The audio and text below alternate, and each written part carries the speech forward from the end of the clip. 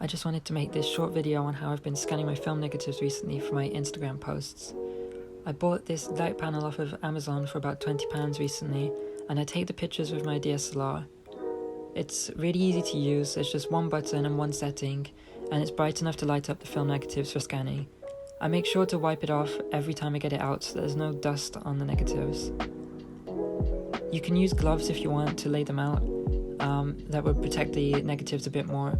I don't always lay them out straight because I think it makes more of an interesting image sometimes. I turn off the light to make sure there's no shadows and there's a bit more contrast in the image. I then copy over the file to my local storage because that's the only way that it will work with the software that I use, which is called Grain 2 Pixel. It's a free alternative to Negative Lab Pro.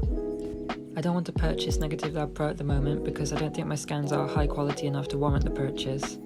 It asks me if I want to crop the image, and I just leave it as it is and press enter because I want the image as a whole and not just one of the frames. It then does some processing and puts some layers and masks on, and this is the image that comes straight out of the software. I then convert it for smart filters, and I like to use Camera Raw filter because I'm quite used to using Lightroom for my digital images.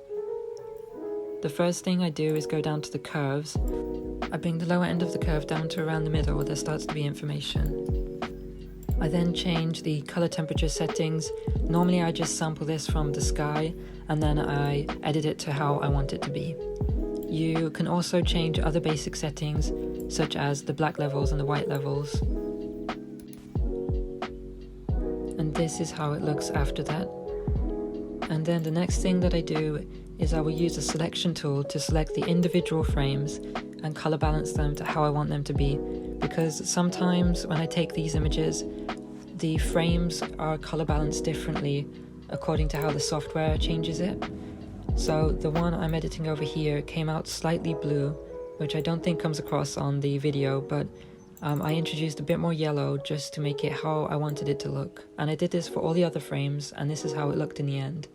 I'm quite happy with how it looks, and I hope this video can serve as a tutorial to whoever wants to try the same.